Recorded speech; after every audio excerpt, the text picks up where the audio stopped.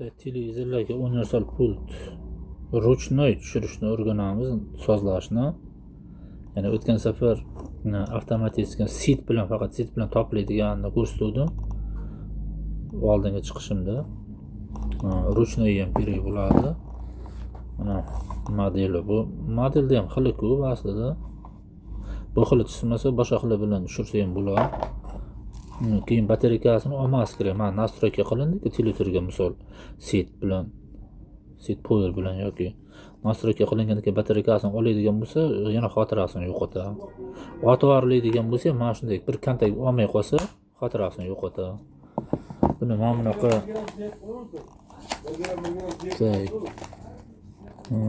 instruksiyasi bor. Mana bunaqa ichidan chiqadi, pult ichidan. Mana bu yerda men misol 0.31 ilgariga televizor pulti qanaqa misol birontasiga o'xshaydigan bo'lsa, mana shu yerda mana shu kodni terish kerak. Bularga o'xshaydigan bo'lsa, agar mana bu kodni terish kerak. Bunga o'xshasa bu kodni terish kerak. Misol hozir bittasini 0.31 da olamiz. Setni bosamiz, qo'yarmagan holatda powerni ham bosamiz, ikkalasini birga qo'yaveramiz birdan. Mana yonib qoldi. Endi kodni kirgizamiz. 0.31. Mana o'chdi. Kod terilsa o'chadi. Keyin televizorga to'g'rilab ko'ramiz.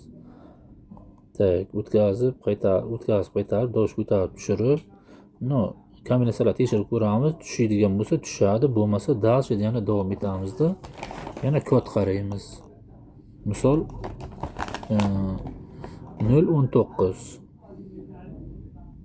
pultim shunga o'xshaydigan bo'lsa, yana setni bosamiz, powerni bosamiz, qo'yaveramiz. 0.19 mana o'chdi. Yana tovushini ko'tarib ko'ramiz, tushirib ko'ramiz, kanal o'tkazib qaytarib ko'ramiz.